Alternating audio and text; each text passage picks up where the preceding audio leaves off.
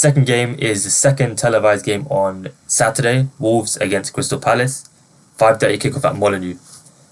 We are going to ignore the 3 o'clock kickoffs in this stream, but I do like quite a few of the fixtures there, so I'll probably be covering those on Twitter, so make sure you are following me if you're not already. No midweek game for Wolves, so they've had this sort of advantage in that sense that they've had longer prep time for this game, but they are still searching for their first league win. They currently have the record of 2 draws, 7 losses in their 9 games so far. But in their last game against Brighton, they did secure a draw with a pretty nice comeback in the sort of dying embers of the game. So they'll be hoping that can sort of buoy them to their first victory of the season. Palace are another struggling team in 17th, but they have sort of come into a bit of form of late. They secured their first league win against Spurs in the last league game, and they also beat Aston Villa midweek. So even though they did play a strong team and Villa rotated, they'll sort of find confidence from the fact that they seem to be coming under sort of a better patch of form under Oliver Glasner. The injury report is quite interesting for Palace though, because Eze was substituted after just 18 minutes with an apparent hamstring injury. Too early to say, but it would probably be logical to assume he misses this game on the weekend. I think it would just come too soon for him. Adam Wharton was also withdrawn before half-time, which again, not ideal, and you would assume based on that, he misses the game on the weekend. When you also consider Lerma is out, Palace are looking a bit light in midfield, and that's sort of something that we can look to take advantage of, because there is value because of that.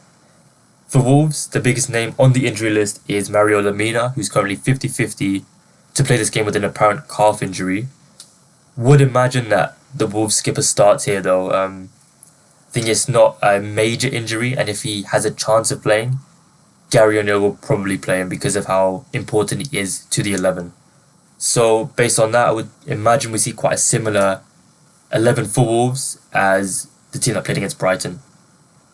Is Eze playing in that game? I would imagine not. I've actually assumed he's not, but again, we do need to wait for a bit more information in regards to injuries. When you see this kind of thing, where a player is subbed off, it's really difficult to say whether they will play or not.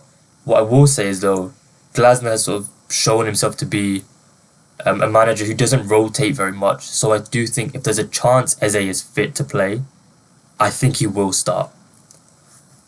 But I do assume he doesn't start.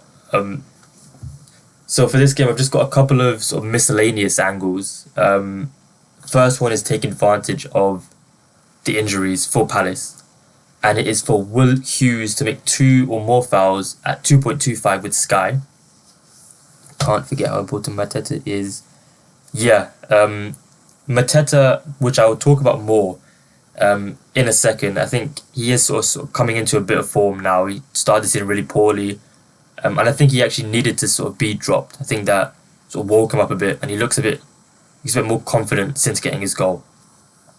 We'll talk about him in a sec though. So first angle, Will Hughes, 2 or more fouls at 2.25 with Sky.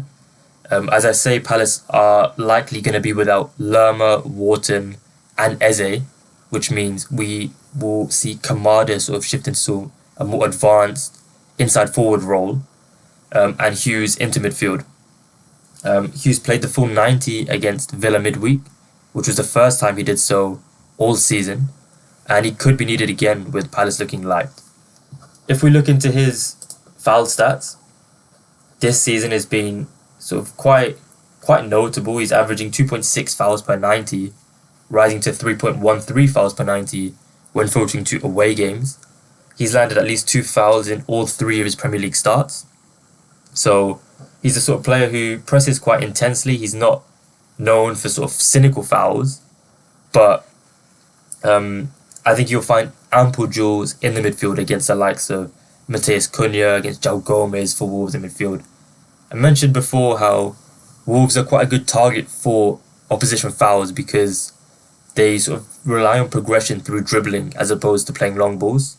We sort of see fullbacks like Semedo, Ait-Nouri often sort of drive into midfield, and I think it brings the opposition holding midfielders into quite a lot of sort of action defensively.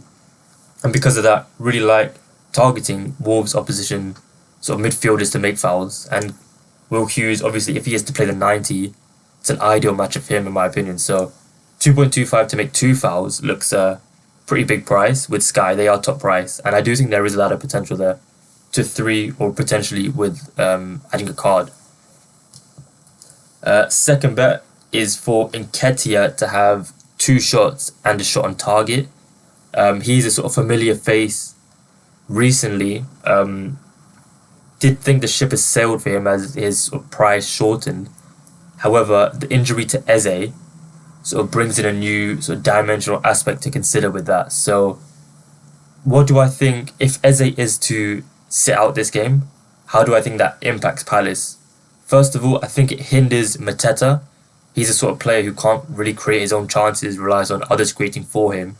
Obviously, Eze being the biggest creator, the biggest creative force in that Palace team, definitely think it sort of reduces his output.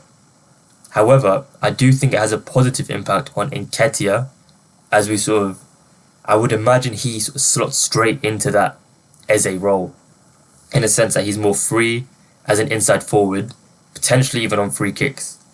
I think with Nketiah, he's a player who can create his own chances. He's sort of good off the dribble, and when given the sort of space and time, he's a good player to target 4 shots. He's sort of selfish in that sense. His shot data since arriving to Palace is quite notable, which I'll just bring up on screen.